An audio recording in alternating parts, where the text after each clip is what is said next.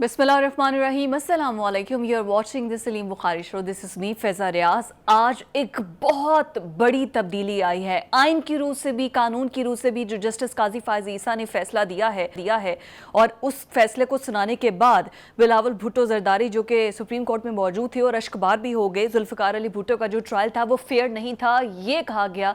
और उसके बाद उन्होंने खुद एडमिट भी किया कि उस वक्त की सुप्रीम कोर्ट ने जो फैसला दिया था वो आइन और कानून के मुताबिक नहीं सुनाया गया था और आज की सुप्रीम कोर्ट ने उसको रद्द कर दिया है और मुतफिका तौर पर यह फैसला सुना दिया गया है। ये एक बहुत बड़ा कानून की रूह से एक चेंजिंग सिचुएशन थी पाकिस्तान के अंदर। ऑन द अदर हैंड उससे भी ज़्यादा मेरे लिए एक चेंजिंग सिचुएशन ये थी कि खान साहब ये कह रहे हैं कि 9 मई वाले जो भी इसमें मुलव्विस हैं उनकी पकड़ धकड़ के साथ अगर उन्हें अरेस्ट किया गया है तो उनको कानून की कटहरे में लाया जाए, उनको सज़ा दी जाए। ये आज सहाफ़ियों से गैर रस्मी गुफ्तगू करते हुए उन्होंने अडियाला जेल में क्लियर एंड कट कहा है कि उन सब लोगों को सज़ा मिलनी चाहिए जो भी 9 मई में मुलव्विस थे। इसके अलावा पंजाब की काबीना और KPK की काबीना ने हल्फ उठा लिया है और उन तमाम वज़रा को मुबारकबाद जिन्होंने हल्फ उठाया है। और पेशावर हाई कोर्ट ने रोक दिया है जी, जो रिजर्व सीट्स हैं उनको उन्होंने इस फैसले को चैलेंज किया था। उन्होंने कहा है कि अभी कोई भी इस पर हल्फ ना उठाए। बुखारी साहब, सबसे पहले जो सुप्रीम कोर्ट ने जस्टिस काजी फ़ाइज़ ईसा ने फैसला सुनाया है, ये तो मुझे लगता है कि एक लेगेसी की तरह लिखा जाएगा तारीख में भी और आइंदा फ्यूचर में भी। आज के फैसले को किस तरीके से देख रहे हैं आप? देखिए फिजा, वो है ना कि देर लगी आने में तुमको शुक्र है फिर भी आए तो। हाँ। कि 44 साल का अरसा गुजर गया है इस सज़ा को हुए हुए। 11 साल से रिव्यू पिटीशन जो है सुप्रीम कोर्ट के पास पेंडिंग पड़ी थी। किसी ने कोशिश ही नहीं की इसको एड्रेस करने की। बहुत सारे चीफ जस्टिस आए और गए जिनके पास एक गोल्डन अपॉर्चुनिटी मौजूद थी कि भाई इस तारीख़ी जुल्म को, तारीख़ी ज़्यादती को अंडू करें ताकि और कुछ नहीं, मरहूम की रूह की विंडिकेशन भी हो जाए और उनकी पार्टी के लिए एक बहुत बड़ा रिलीफ जो है वो हो जाए। लेकिन किसी ने ये कोशिश नहीं की कि इसको, क्या वजह थी, क्या प्रेशर्स थे। लेकिन मेरे ख्याल से इससे पहले कि हम इसके ऊपर तबसरा करें या इसके ऊपर बात को आगे बढ़ाएं, थोड़ा सा रिकॉल करना बहुत ज़रूरी है। मैं कवर भी किया जी, मैं एज ए जर्नलिस्ट, मैं एडिटर था सन अखबार का उस वक्त, तो मैंने उसका हाई कोर्ट ट्रायल भी किया और फिर उसके बाद मैं शिफ्ट हो गया था इस्लामाबाद। तो मैंने वहाँ से फिर उनका पूरा ट्रायल जो है सुप्रीम कोर्ट का वो भी रिपोर्ट किया है। ऊंच नीच जिसकी मैं सबसे वाकिफ़ हूँ, सब मैंने अपनी आंखों से देखा है। तो दो चीज़ें जो हैं वो बिल्कुल जाहिर हो गई थी जिस दिन ये केस बना था उसके ऊपर। जब ये FIR पहले सील हुई, आपको याद होगा, पहले सील कर दी गई थी और फिर इसको रीओपन किया गया। तो सबसे बड़ा जो सनेहा है इसमें वो ये कि एक ऐसा शख्स जो ना मौके पर मौजूद था, ना उसके पास से कोई असला बरामद हुआ, ना उसके अगेंस्ट कोई सर्कमस्टेंशियल एविडेंस थी। राइट।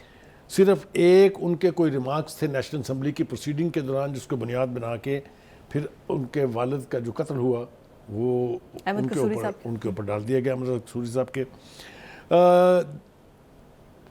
फौज नहीं चाहती थी उस वक्त की, या ये कह लीजिए कि मिलिट्री लीडरशिप जो उस वक्त की थी, क्योंकि मुल्क में मार्शल लॉ लगा हुआ था। याद रखिए कि इस फैसले के ऊपर जो दबाव का जिक्र करता है उसको क्वालिफाई करने की भी जरूरत नहीं है। राइट। जब एक मिलिट्री डिक्टेटर जिसने एक शख्स का तख्ता उल्टा हो, उससे आप ये तवक्को रखें कि वो कोई रियायत करेगा तो भाई दस क्यास है, एक बात। दूसरी बात ये कि परसेप्शन ऐसे बन गए थे कि it is 1 grave and 2 bodies उस टाइम पर। एब्सोल्युटली, मैं बिल्कुल आपको ये जिम्मेदारी से कह रहा हूँ कि एक कब्र है, 2 शख्सों में से एक जाएगा उसमें, आइदर लेट जनरल ज़िया-उल-हक और लेट मिस्टर भुट्टो। जुल्फ़िकार अली तो जब ऐसी सूरत हाल पैदा हो जाए और फौज बरसरे इक़्तिदार हो, तो आप सोच लें कि केस का क्या बनेगा। अच्छा, अब हम ये अपने पास से नहीं कह रहे हैं, उसी यानी जो बेंच था उसके जजेस ने बाद में अपनी गलतियों का इतराफ़ भी किया। जी। और ये बात भी अपनी किताबों में लिखी कि हम पर बहुत प्रेशर था, हमने अपनी नौकरियां बचाने के लिए जो है वो इस फैसले पर हम मजबूर हुए। और हमने, एक तो यह है कि सलाम है उन जजेस को जिन्होंने उस वक्त 3 जजेस जिन्होंने इख्तिलाफ किया था इससे, और दूसरा ये कि 4 जजेस जो हैं उन्होंने बाद में, जैसा मैंने कहा, जस्टिस नसीर मस्जिद Shah, he was one of them, उन्होंने भी। तो ट्रायल में फ्लॉस थे, ट्रायल जो है अंडर प्रेशर था, सज़ा अंडर प्रेशर सुनाई गई, ये उस वक्त भी लोगों को पता था। लेकिन at the level of the supreme court जिसने ये फैसला किया था, उसकी इस तरह से ना सुनवाई हुई, ना ही इस फैसले को अंडू करने की किसी ने जरूरत की। बुखारी साहब, लेकिन जब ये फैसला आया, आपने तो ये सारी सिचुएशन को बड़े क्लोज देखा है, उसके उस टाइम को भी फील किया होगा।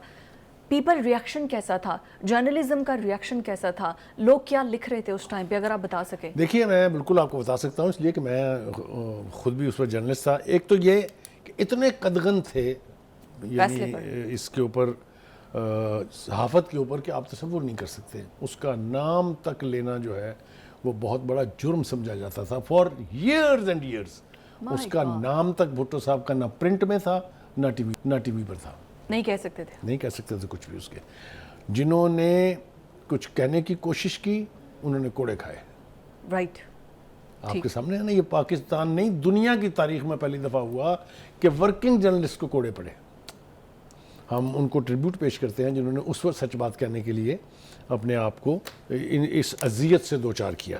हैविंग सेड दैट, अब जो जस्टिस काजी फाइज ईसा साहब हैं, he has got a golden opportunity कि वो इस फैसले को जब तफसीलन लिखें जी, तो उसमें एक तो रास्ता बंद कर दें किसी भी फौजी डिक्टेटर का कि वो सुप्रीम कोर्ट को इन्फ्लुएंस कर सके, सुप्रीम कोर्ट पर प्रेशर एग्जर्ट कर सके और अपनी मर्जी के फैसले लिखवा ले।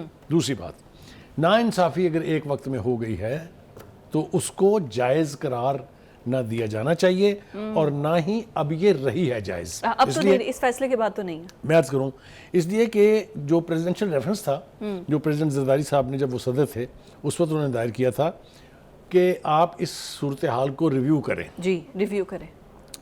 चूँकि उससे पहले एक दफ़ा रिव्यू हो के वो मुस्तरद हो चुका था, लिहाजा टेक्निकली और लीगली आप रिव्यू दोबारा नहीं कर सकते। लिहाजा सुप्रीम कोर्ट ने एक रास्ता निकाला। उसने कहा जी हम रिव्यू नहीं कर रहे हैं, लेकिन हम अपनी राय दे रहे हैं, ओपिनियंस दे सकते हैं। ठीक है, बिल्कुल ठीक। और उस राय के तहत उन्होंने 2-3-4 बड़ी बातें जो कही हुई है। एक, उन्होंने कहा कि भुट्टो को ट्रायल का हक नहीं दिया गया, फेयर ट्रायल का, ठीक है, फेयर इनफ। उसकी बेपनाह वजूहात में बयान कर सकता हूँ। पहली बात तो ये कि ये पहला मर्डर केस है जो सेशन कोर्ट की बजाय सीधा हाई कोर्ट पहुंचा। ठीक है। मौलवी मुश्ताक साहब जो थे, ही ग्रज्ड भुट्टो, उनके पास अपनी बेपनाह जवाब होंगे इसके, लेकिन उन्होंने अपना बुग़्ज़ और अपना ग्रज जो है वो कदम कदम पे निकाला है। मैं इस वक्त यहाँ तफसील में जाना नहीं चाहता कि फिर उनका नतीजा क्या भुगता उन्होंने। वो जितनी ज़िंदगी उसके बाद जिए वो पब्लिक अपीयरेंस नहीं कर सके, और जो उनके जनाजे के साथ हशर हुआ वो अल्लाह ना करे किसी दुश्मन के साथ भी हो। आपने सुन रखा होगा कि वो भेड़ों के छत्ते जो है वो उखड़ गए और वो तमाम लोग जो उस जनाजे में शरीक थे भाग गए मौके से। एनीवे, हैविंग सेड दैट, ये ट्रायल किसी सूरत फेयर नहीं था। प्रेशर की बात हमने कर दी है। अब जनाब 2-3 चीज़ें। एक बात तो ये है कि हमने ये कह दिया कि रिव्यू नहीं हो सकता था, इसलिए राय दे दी। इस राय के ऊपर हमने देखा कि एक तो बिलावल भुट्टो जरदारी साहब जो उनका रिएक्शन आया, लेकिन 2-3 जो लीगल एक्सपर्ट्स हैं जिनकी राय को हम बड़ी अहमियत देते हैं, उन्होंने भी इसके ऊपर बात की है। सबसे पहली बात तो की है जनाब इरफान कादर साहब ने। उन्होंने कहा कि जब सुप्रीम कोर्ट ये कह दे कि फेयर ट्रायल का हक ही नहीं दिया गया, उससे आगे तो उस फैसले की हैसियत क्या रह गई वो आप खुद ही सोच लें। राइट। दूसरी बात यह है कि इस फैसले को इब्तिदा से लेके आज तक जुडिशल मर्डर के तौर पे यानी इसको तशबीह दी जाती है इंटरनेशनल मीडिया में भी और लोकल मीडिया में भी कि ये एक अदालती कत्ल था। उस टाइम से तशबीह बिल्कुल एब्सोल्युटली, इसके बारे में कोई दो राय नहीं। ठीक। जो इसका सबसे बदतर पार्ट है वो ये है कि इस फैसले को नज़ीर के तौर पर उसके बाद आज तक इस्तेमाल नहीं किया गया, और अब जो ये फैसला आ गया है इसके बाद तो ये हो ही नहीं सकता कभी फैसले। यानी ये फैसला जरूर कोर्ट होगा, ये फैसला होगा, लेकिन वो पहले वाला जिसमें उनको फांसी चढ़ा दिया गया था वो नज़ीर के काबिल भी नहीं है। भुट्टो साहब का लेवल ये था कि उस वक्त 80 के करीब international head of states, head of governments, amirs of kingdom, amirs and kings, उन्होंने क्लीमेंसी अपील भेजी थी जनरल ज़ियाउल हक को कि आप इनको यानी माफ़ कर दें, आप अगर चाहें तो हम इनको अपने मुल्क में यानी पनाह देना तो खैर वाज अ बैड वर्ड कि हम उनको बुलाने के लिए तैयार हैं। हत्ता के जो PLO के चेयरमैन थे यासिर अरफात, उन्होंने तो बड़ी ही यानी जिसको कहें कि बड़ी दर्दनाक किस्म की अपील की थी ज़ियाउल हक से, और हमने उस वक्त में ये भी सुना कि शायद PLO के लोग जो हैं वो किसी तरीके से जेल बेक करा करके भुट्टो साहब को ले जाएंगे। अच्छा, ये तक था? एब्सोल्युटली, मैं जिम्मेदारी से कह रहा हूँ ये सब कुछ। ओके। लेकिन किसी की नहीं सुनी गई, क्योंकि एक मिलिट्री डिक्टेटर वाज डिटरमिन्ड। अब उसकी भी एक वजह है। उसकी वजह यह है कि जब उनका तख्ता उल्टा गया 4 जुलाई 1977 को, तो उसके 1 महीने के बाद उनको ना जेल में नहीं रखा गया था, उनको मरी के एक रेस्ट हाउस में रखा गया था। He was detained there. तो ज़ियाउल हक साहब जो हैं वो उनसे मिलने के लिए गए। अच्छा, मिलने के उनका लिए ख्याल ये था कि वो किसी तरीके से उनको कायल कर लेंगे कि आप चले जाओ यहाँ से, या आप माफ़ीनामा लिख दो या कुछ। लेकिन जब वो बाहर आए उस मुलाकात के बाद, मुलाकात के दौरान क्या हुआ वो भी बयान से बाहर है, नहीं किया जा सकता बयान आज भी। बहरहाल उन्होंने कहा जनरल साहब से कि general, if I come out, right, you better think of yourself. एक बात, Right. जब वो तशरीफ लाए बाहर उस रेस्ट हाउस से, तो वहाँ पर एक यूरोपीय अखबार का नुमाइंदा खड़ा था वहाँ, just Only one person. Person. उसने जनरल साहब से पूछा What कि did happen जनाब ये inside? क्या, कैसी रही मुलाकात आपकी, कोई नतीजा खेज साबित हुई कि नहीं? तो उस वक्त उन्होंने कहा था गाली दे के कि अच्छा। मैं इंश्योर करूँगा, मैं यकीनी बनाऊँगा इसको कि ये फांसी चढ़ जाए। At as that back time? As in Okay. 1977। फांसी तो उनको जाके हुक्म हुआ 1979 में। Okay. यानी आप ये देख लें कि कब से वो तुला हुआ था इस बात के ऊपर कि मैंने इस शख्स को फांसी घाट तक लेके जाना है। हम ट्रिब्यूट पेश करेंगे यहाँ आज, और हमें करना चाहिए, बल्कि सारी दुनिया में किया जा रहा है। Bhutto was a leader of a very high stature. बहुत कोशिशें की गई उनको ब्रेक करने की, बहुत कोशिशें की गई उनको अंडर प्रेशर लाने की, but till the last moment, like Saddam का तो हमने सुना है ना कि उन्होंने क्या कहा था, लेकिन it was mister Bhutto who said finish it. Yes. मतलब है कि जल्दी करो जो करना है तुमने। हाँ। उनके ऊपर तशद्दुद हुआ जेल के अंदर, जी। उनको आइसोलेशन में रखा गया एक 6x4 के 6x6 के सेल में। उस सेल की हमने अभी हाल ही में देखा कि इंटरनेशनल मीडिया के ऊपर, सोशल मीडिया के ऊपर तस्वीरें भी उनकी चल जो रही। डेड बॉडी थी उसकी बेहोशी सो की हाँ, गई थी। उसकी वो एक और दास्तान है। हाँ। वो भी इतनी दर्दनाक और शर्मनाक है। शर्मनाक है, दोनों yes. जो चीज़ें हैं। फिर ये में आप देखिए कि 3 घर के लोग और 6 सिर्फ फौजी थे वहाँ। इतना बड़ा लीडर जो है उसको इतनी खामोशी के साथ। सर, आपने एक सवाल इसके अंदर किया था वो कि उनकी पार्टी ने उस वक्त कैसे रिएक्ट किया Yes, इसके ऊपर, this ये is बड़ा what I अहम know. सवाल है। पार्टी को मैं बहुत ज़्यादा जिम्मेदार ठहराता हूँ कि भुट्टो साहब को फांसी चढ़ाना इसलिए आसान हो गया था कि एक जो सेंट्रल एग्जीक्यूटिव कमेटी थी उनकी, और दूसरा जो मुसावात अखबार था, हाँ। उन्होंने दोनों ने वर्कर्स को ये यकीन करा दिया था कि कायदे अवाम का कोई बाल बीका नहीं कर सकता। ओके। ठीक है, उनको आप कुछ नहीं रिलैक्स हो रहा। करें। भूख हड़ताल पर थे भुट्टो साहब 3 दिन पहले अपनी फांसी के, तो उनको करारदाद क्या पास की जा रही है सेंट्रल एग्जीक्यूटिव कमेटी में, कायदे अवाम खाना खा ले। हाँ, भूख हड़ताल छोड़ ये दे। इसलिए मैं पीपल्स पार्टी को इसका जिम्मेदार ठहराता हूँ। हरचंद के ये करतूत और ये कार्रवाई तो एक फौजी की थी, लेकिन पार्टी ने, इसीलिए लोग कहते हैं ना कि जी इतना बड़ा मर्डर, इतना बड़ा शख्स फांसी चढ़ गया, not a bird fluttered. Yes. बाद में लोगों ने खुदसोजियां भी की, सब कुछ किया, हाँ। लेकिन ये कि उस उससे वक्त पहले ये तक कुछ नहीं एक था। बहुत ही तकलीफ दे और सूरत हाल अभी थी। जो पीटीआई की तरफ से कहा जा रहा है बुखारी साहब, वो तशबीह दी जा रही है इससे। उन्होंने कहा कि अगर उनको 44 साल के बाद सजा मिला है तो क्या खान साहब जो जेल में मौजूद हैं उनको, उनके का भी इंसाफ का इंतजार इतना ही होगा? 50 साल के बाद मिलेगा? पहली बात तो ये है कि भुट्टो साहब के ऊपर ना ही तो करप्शन का कोई चार्ज था, अच्छा। ना ही वो किसी क्रिमिनल एक्ट में थे। देखिए, क्रिमिनल एक्ट तो बनाया गया ना, एक केस खड़ा गया, और आज तारीख ने साबित कर दिया है कि it was a concocted story. लेकिन जिन केसेस पर महात्मा खान साहब को सजा हुई है, वो जिस नौयत के केसेस हैं, उसके ऊपर ये कहना है कि जनाब इनको आप एक रेजोल्यूशन के जरिए छोड़ दें, जिसका जिक्र आएगा कि सेनेट के अंदर उन्होंने एक रेजोल्यूशन पास कर दी है। हाँ जी। तो रेजोल्यूशनों से ऐसे मुकदमात में जिसमें एक से ज़्यादा मुकदमात में सज़ा हो चुकी हो, सिर्फ छोड़ेंगी उनको अदालतें ही। ये तो हो सकता है कि वो अपील में जाएं, हायर कोर्ट, सुप्रीम कोर्ट, वो उनको छोड़ दें, फेयर ट्रायल का हक हमें भी दिया जाए। लेकिन ये रेजोल्यूशन से। लेकिन उन्होंने खुद कह दिया कि 9 मई वालों को सजा दें।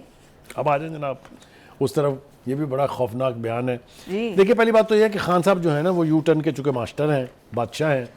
इसलिए ये तसव्वुर करना कि वो अपने इस बयान पर कायम रहेंगे कि नहीं रहेंगे, ये भी बड़ा मुश्किल है। आपको याद होना चाहिए, थोड़ा सा हम याद करा दें अपने नाज़रीन को भी, कि सुप्रीम कोर्ट के अंदर बैठ के 9 मई के वो वाक़यात हैं, 10 मई को जनाब महात्मा खान साहब ने फरमाया था कि आपने मुझे गिरफ्तार करके देख लिया क्या हुआ, अगर आप मुझे दोबारा गिरफ्तार करेंगे तो इससे भी बदतर बुरा होगा। याद आइए, that means he took the ownership of what happened on 9th of May, is that right? अब वो कहते हैं, उसके बाद से उन्होंने बैक एंड फोर्थ बहुत पोजीशनें बदली। कभी उन्होंने कहा ये हमारे लोग नहीं हैं, जब इससे बात नहीं बनी तो उन्होंने कहा ये तो एजेंसियों के लोग थे। यानी वो लोग जो उनकी खातिर जेलें भुगत रहे हैं, मिलिट्री ट्रायल करवा रहे हैं, उनको डिसोन करने का क्या कमाल स्टाइल है खान साहब का। मुझे इस पर अफसोस अब वो कह रहे हैं कि मेरी उनसे बात नहीं हो रही, और मुझे पता है जब से मैं अंदर आया हूँ मेरी एस्टेब्लिशमेंट से बात क्यों नहीं हो रही, उसकी भी एक वजह है। जिस एस्टेब्लिशमेंट की लीडरशिप को आप मीर जाफर, मीर सादक कहेंगे, वो आपसे ना सिर्फ ये कि बात नहीं करेंगे, आपका एतबार भी नहीं करेंगे। वो शख्स जो ये सब कुछ करार दे रहा था, अब तरस रहा है कि मिलिट्री एस्टेब्लिशमेंट में से कोई उनसे बात कर ले। ये आपने सुन लिए ना उनके इंटरव्यूज सोशल मीडिया के ऊपर कि मैं थक गया हूँ इंतजार करते करते, कोई मुझसे बात नहीं कर रहा है। ठीक है, तो हैविंग सेड दैट, मेरे ख्याल से उनकी ये बात जो है, ये बात उन्होंने वैसे पहली दफ़ा नहीं कही है, उन्होंने मुख्तलिफ जावियों से यही बात कही है। कभी जिसकी मैंने मिसाल दी, कभी उन्होंने डिसोन कर दिया उनको, कभी कहा एजेंसी के लोग हैं, तो ये भी एक तरह से उनको डिसोन करने की बात है, जो उनकी खातिर जेलें भुगत रहे हैं, मिलिट्री ट्रायल भुगत रहे हैं। और दूसरी बात ये कहना कि इनसे हमारा कोई ताल्लुक नहीं है, नाम लेने की ज़रूरत नहीं है। जितने भी मेजर लोग जो मेन स्ट्रीम लीडर्स हैं पकड़े गए हैं, उनकी वीडियोज़ मौजूद हैं, उनके वो उकसा देने वाली तकारीर मौजूद है, खुद खान साहब उनकी तकारीर और उनके वीडियोस मौजूद हैं। तो मुझे नहीं समझ में आती कि कैसे आप ये कह सकते हैं कि जनाब जो 9 मई के मुजरिम हैं उनका हमसे, वो कहते हैं जुडिशल कमीशन बना दे, जुडिशल कमीशन के बाद आगे कार्रवाई को लेकर चले, लेकिन उनको सजा जरूर मिलनी चाहिए जो इसमें मुलविस है। आखिरी जुमला कह लेने दीजिए कि जुडिशल कमीशन वहाँ बनता है जहाँ कोई शक हो, जहाँ फैक्ट सामने ना हो, जहाँ कुछ चीज़ें एक्सप्लोर करना बाकी हों। जब पुलिस के पास उनके खिलाफ शवाहद मौजूद हैं, उनके अपने इकबाली बयानात मौजूद हैं, उनकी वीडियोज़ मौजूद हैं, उनकी मौके से गिरफ्तारियाँ मौजूद हैं, तो फिर आप कैसे कह सकते हैं कि उनसे हमारा कोई ताल्लुक नहीं है? उनसे हमारा ताल्लुक नहीं, उन्होंने कहा सज़ा तो होनी चाहिए, लेकिन अब ताल्लुक हो या ना हो, जिन्होंने प्रेस कॉन्फ्रेंस कर लिया उन्होंने तो जाहिर कर दिया हमारा कोई ताल्लुक नहीं है। पिलडैट की रिपोर्ट है जिसमें वो कहते हैं कि इलेक्शंस के रिजल्ट जो डिले हुए हैं ना, उसकी वजह से इलेक्शंस पर एक क्वेश्चन मार्क है। लेकिन बुखारी साहब, इस पर आने से पहले मैं जो रिजर्व सीट्स हैं, अदालत ने कह दिया है, पेशावर हाई कोर्ट की जानिब से कहा गया है स्पीकर कौमी असम्बली को कि हल्फ ना उठाया जाए। अभी भी कोई सुन्नी इत्तेहाद के पास ऑप्शन रहती है इलेक्शन कमीशन के फैसले के बाद रिजर्व सीट्स पर? देखिए, वो एक फैसला कर लिया है उन्होंने महात्मा की मशावरत के साथ कि न खेलेंगे न खेलने देंगे। राइट। लिहाजा एक तो ये कि शरारतें एक के बाद दूसरी होती रहेगी, या पंगे कह लीजिए इसको। लेकिन ये जो अदालती सहूलतकारी का इल्ज़ाम था ना पहले अदालतों के ऊपर, आपको याद है जो साबिक़ा चीफ जस्टिस थे, चाहे वो साकिब निसार थे, चाहे गुलजार साहब थे, चाहे खोसा साहब थे, चाहे बंदयाल साहब थे, उनके ऊपर भी सहूलतकारी का इल्ज़ाम तो क्या था, बहुत सारी चीज़ें ऐसी हैं जिसको यानी लोगों ने देखा कि वो यकीन करने को दिल चाहता है उनको कि ये इल्ज़ाम ठीक है।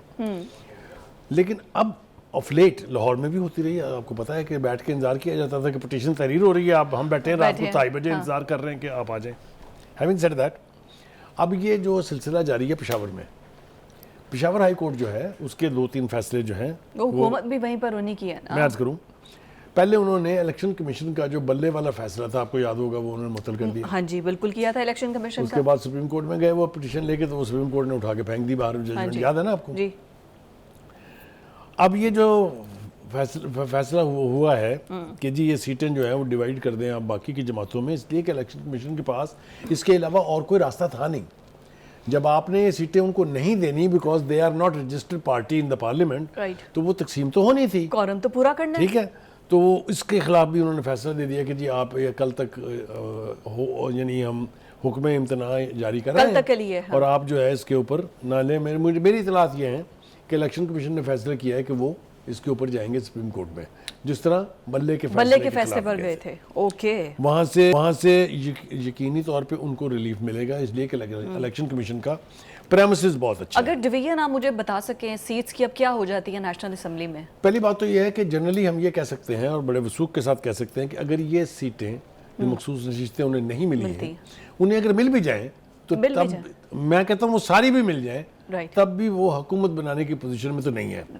लेकिन जो इसका नुकसान होगा वो ये है कि फिर इस वक्त जो हुकूमती इत्तेहाद है उसकी वो 2/3 अक्सरियत वाली चीज़ जो है वो खत्म हो जाएगी, और कानून साजी में फिर उन्हें बहुत दिक्कत पेश आएगी। इसलिए कि जब आपके पास 2/3 अक्सरियत ना हो तो आप कॉन्स्टिट्यूशन अमेंड नहीं कर सकते, नई लेजिस्लेशन पास नहीं कर सकते। एक तो ये, दूसरी बात ये कि पिल्ड एक्ट ने जो कहा है, एक मुताद सा स्टेटमेंट है, जनरलाइज जब में तो ये कहा जा रहा है ना कि ये इलेक्शन में धांधली हुई है, उन्होंने फोन बंद कर दिए हैं। पाकिस्तान की तारीख में किसी कोई इलेक्शन ऐसा नहीं है जिसके ऊपर उंगलियां ना उठी हों, हारने वालों ने उसके ऊपर सवालात ना उठाए हों, तो ये तो होता रहता है। इस वक्त जो सूरत हाल है जनाब, वो जरा देख लेते हैं कि कौमी असम्बली में इस वक्त मुस्लिम लीग के पास 123 सीटें हैं, फेयर है ना, ठीक हो गया जी, और पीपल्स पार्टी के पास 73 सीटें हैं। अब आप इन दोनों को ही मिला लें तो आपको सूरत हाल वाज़ेह हो जाएगी। बिल्कुल ठीक। तीसरी जो जमात है जी कौमी असम्बली में, वो MQM की है, जिसके पास 22 सीटें हैं, काफ लीग के पास 5 हैं, इस्तेकाम पार्टी के पास 4 हैं। तो 336 के ऐवान में 2/3 अक्सरियत, 224 वोट तो ऑलरेडी हुकूमती इत्तेहाद के पास पहुंच गए। ठीक हो गया, राइट। अब देखना यह है कि जो कौमी असम्बली है मैं उसमें जो इत्तेहाद काउंसिल है, सुन्नी इत्तेहाद काउंसिल, उनके पास सीटें हैं, राइट, और JUI जो है उसके पास 11 सीटें हैं। अच्छा जी, तो अगर आप ये इत्तेहाद मिला भी लें तो आप देख लें 82 और 11 कहाँ डिफरेंस है। बिल्कुल ठीक है, गवर्नमेंट बनाने की पोजीशन में नहीं है, बस उनकी 2/3 अक्सरियत को डैमेज कर सकते हैं, इससे ज्यादा नहीं। दूसरी बात ये कि पिल्डेट का जो ये इतराज है कि जी इलेक्शन के रिजल्ट में ताखीर हुई, फलां चीज़ बंद हो गई, फलां चीज़ बंद हो गई, लेकिन पिल्डेट साथ में ये नहीं बताता कि 2018 में क्या हुआ था, जब पूरे का पूरा RTS सिस्टम बैठ गया था। तो वो अगर आप कंपैरेटिव टर्म्स में बात करें तो मौलाना फजल रहमान ने की है, हाँ, मौलाना साहब ने यही बात किया जो आप बात कर रहे हैं, एग्जैक्ट यही बात की है। देखिए मौलाना फजल रहमान साहब जो है ना, वो कभी कभी जो है वो सच्ची बात कर देते हैं। अगर 2018 में धांधली नहीं हुई तो फिर ये सुन्नी इत्तेहाद काउंसिल वाले अब क्यों कह रहे हैं धांधली हुई है? वही ना, इससे पहले एक बात और खूबसूरत कही गई थी खालिद मकबूल सिद्दीकी साहब की तरफ से, कि भाई आपको धांधली ने नहीं हराया है, आपको जिन्होंने 2018 में जितवाया था आपको उन्होंने ही हराया है। तो ये सारा कुछ, हैविंग सेड दिस ऑल, अब आपके सामने है कि सूरत हाल जो है किस तरफ को जा रही है।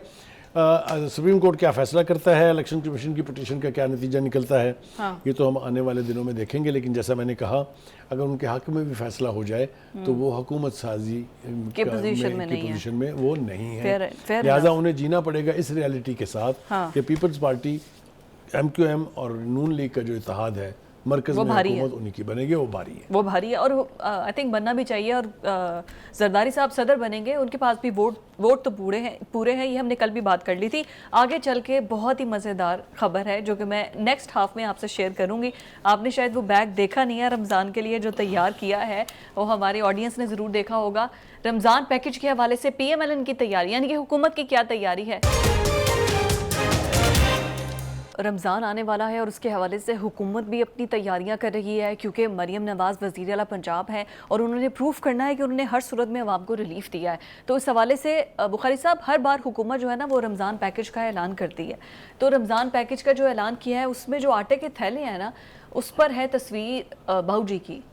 अब उनके पास ना कोई हुकूमती ओहदा है, ना वो वज़ीर आला है, ना वो वज़ीर आज़म है, तो फिर उनके नाम से आटे के थैले इस तरह अवाम में बांटे जाएंगे। पहली बात तो यह है कि ये फैसला जो है ये बुरा नहीं है, क्योंकि पहले होता ये था कि जी आप कीमतों में कमी का ऐलान कर देते थे, आटा इतने का मिलेगा, फलां डिपो से मिल जाएगा, फलां यूटिलिटी स्टोर से मिल जाएगा। इसलिए अब आप पूरे की पूरी पैकेज जो है एक थैले की सूरत में वो लोगों के घरों तक पहुंचा रहे हैं, which is not bad. Ramzan एक ऐसा महीना है जिसमें इस किस्म के जेस्चर या इस किस्म के फैसले जो हैं वो बहुत पॉजिटिवली देखे जाते हैं। लेकिन अफसोसनाक बात यह है कि माजी की गलतियां जो है उनको भी दोहराने का अमल जो है वो शुरू हो गया है। आपको याद होगा कि खान साहब की हुकूमत में हेल्थ कार्ड जारी हुआ था, जिसके ऊपर इमरान खान साहब की तस्वीर जमा दी थी। तो उस वक्त इसी अपोजिशन, जो उस वक्त अपोजिशन थी आज हुकूमत में है, उन्होंने ये एतराज़ किया था कि जी ये सरकारी पैसा है, कोई पल्ले से तो नहीं दे रहे, वो तो ये तस्वीर क्यों लगा रहे हैं। राइट।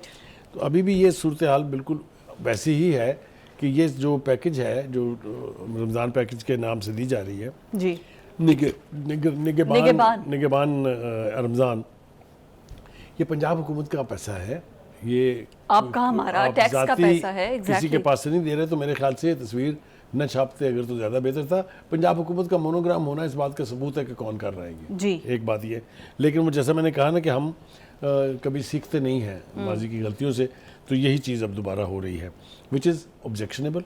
लेकिन साथ साथ अब थोड़ी सी पंजाब कैबिनेट की बात भी हो जाए। पंजाब कैबिनेट इसी के हल्फ साथ उठा ही ली है जी। एक तो खुशी की बात यह, अल्लाह करे कि ऐसा ही रहे कि वो तवक्को के ऐन बरक्स छोटी कैबिनेट है। 18 वजीर पंजाब में, जी, स्मॉल आप कैबिनेट तसव्वुर भी नहीं कर सकते। यहाँ तो 40, 50, 60 तक बात पहुँच जाती थी। तो हम तवक्को करते हैं कि मरीम नवाज साहिबा जो है वो पंजाब की small। कैबिनेट का साइज जो है वो बहुत ही महदूद। यानी रैशनल रखेंगी। ऐसा ना हो कि फिर वो वही वाला सिलसिला जो है वो शुरू हो जाए। अभी तक जिन लोगों को उन्होंने वजीर बनाया है वो उनमें से किसी को भी आप ये नहीं कह सकते कि जी इसको बगैर किसी मेरिट के वजीर बना दिया है। बहुत सारे नाम हैं जो लिए जा सकते हैं। सलमान रफ़ीक साहब जो हैं जी। उनको वास्ट एक्सपीरियंस है हेल्थ मिनिस्ट्री का, हेल्थ को चलाने बिलाल यासीन को का। इसी खुराक तरीके पे से ख्वाजा इमरान नज़ीर साहब जो हैं, ये वो लोग हैं जो डीपली ग्रास रूट लेवल तक जो है वो इन्वॉल्व हैं हेल्थ के मामलात में और समझते हैं कि मसाइल क्या हैं और उसको हल कैसे अच्छा, करना है। Maryam Aurangzeb planning and development, why? देखिए, बेसिकली उनको सीनियर मिनिस्टर बनाना मकसूद था। वो एक तरह से डिप्टी चीफ मिनिस्टर हैं। हाँ। तो उनको एक अदद वजारत भी दे दी गई है। जी। तो वो हर वक्त जो है रहेंगी साथ मरियम के, जिस तरह की हमेशा से वो है। तो लेकिन जनरली अभी तक की जो तकसीम है वजारतों की वो काबिल इतराज़ नहीं है मेरे ख्याल से। अब देखना यह है कि परफॉर्म कैसे करते हैं। मॉडल मैंने आपको बता दिया कि एक छोड़ दिया गया है जो एक बहुत बड़ा चैलेंज भी है। हाँ जी। उससे बात आप आगे ले जाएंगे तो आपकी वाह होगी। हाँ। अगर आप उससे नीचे रहते हैं तो फिर क्रिटिसिज्म बहुत ज़्यादा आएगा। लेकिन इससे पहले कि आप कंक्लूड करें, एक बात हम भूल गए, थोड़ा सा जिक्र आपने किया उसका, वो ये कि बानी पीटीआई के लिए जो सेनेट में करारदाद पेश की गई हमने है, लास्ट में इसमें बात की थी। करेक्ट, उसके मतन के बारे में हमने नहीं कहा। राइट। उसमें कहा गया है कि जनाब सियासी इंतकाम ने मुल्क की मईशत और साख को तबाह करके रख हाँ जी। दिया है। मगर मैं पूछना चाहता हूँ कि जी कोई बता सकता है मुझको कि इसी इंतकाम की बदतरीन शक्ल जो आज हम देख रहे हैं, हाँ जी। या जो पहले हमने देखी थी, उसका मूजद कौन है? उसके मूजद जो है महात्मा खान साहब थे, जो अलग ये कहते थे मैं किसी सियासी लीडर को छोड़ूंगा नहीं, मैं जेलें भर दूंगा।